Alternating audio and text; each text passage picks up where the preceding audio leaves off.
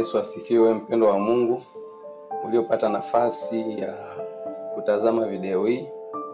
Majina yangu ni Mwinjilisti Yusufu Stanley Masinga.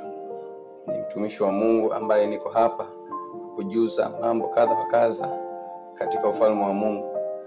Leo niko na jambo jema nataka kushirikiana na wewe mpendo unayetazama video hii, uliopata nafasi asubuhi ya leo ya kunisikiliza. Amini kwamba ukusikiliza kwa bahati mbaya na umesikiliza video hii na kutazama video hii kwa makusudi ya Mungu. Niko na jambo nataka nikushirikishe mpendo wa Mungu katika kujenga ufalme wa Mungu na katika kukuza kusudi la kimungu. Bwana Yesu asifiwe.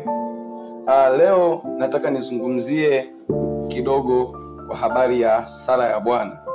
Sala ya Bwana nadhani kila mtu anaifahamu. Mara nyingi inawezekana unasali, unakwenda kanisani, huwa unasikia tusali sala ya Bwana. Leo nataka nikufundishe kitu zaidi ndani ya sala ya Bwana ambacho naamini kitakujenga zaidi na kitakuongezea uwezo wa kuitumia na kuomba zaidi na kukuza viwango vyako katika kumuomba Mungu. Tunapoizungumzia sala ya Bwana ni somo pana sana ambalo unatakiwa kulifahamu ili ikuongezee uwezo wa kuendelea kuomba sala hii kwa undani zaidi. Watu wengi wamekuwa wakiomba sala hii kawaida tu, kama wimbo wa taifa, kama kitu ambacho kimezoeleka tu.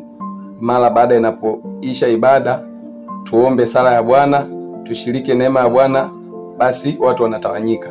Lakini nataka nikwambie kwamba sala hii ya Bwana ni silaha kubwa sana katika maisha ya Mkristo, hasa hususan katika mambo ya kiroho, katika kusali.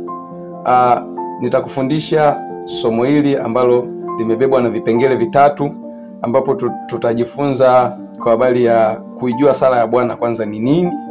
Alafu tutakwenda kujifunza kwamba tunaweza vipi kuitumia sala ya Bwana katika kuomba, na sala ya Bwana ni silaha muhimu sana katika mapambano au katika kusali.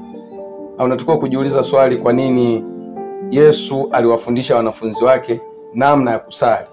Wakamuuliza mwalimu, wakamwambia tufundishe namna ya kusali. Akamwambia msalipo msali hivi: Baba yetu uliye mbinguni, jina lako litukuzwe. Kwa hiyo sala ya Bwana ni kitu kikubwa sana cha msingi. Nilipokaa chini nikatafakari, nikapata mafunuo haya, nikaja kugundua kwamba ukitembea katika principle ambazo Yesu alifundisha namna ya